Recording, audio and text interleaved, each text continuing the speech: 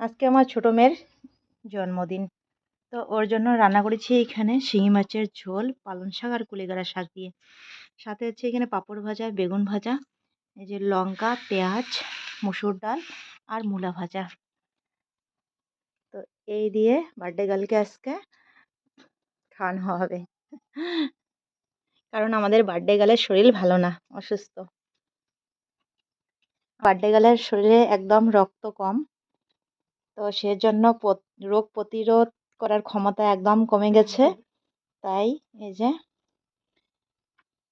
আজকে এভাবেই ওর জন্মদিনটা পালন হচ্ছে। দেখা যাক রাত্রেবেলায় কি হয়। কি হ্যাপি বার্থডে হিয়া।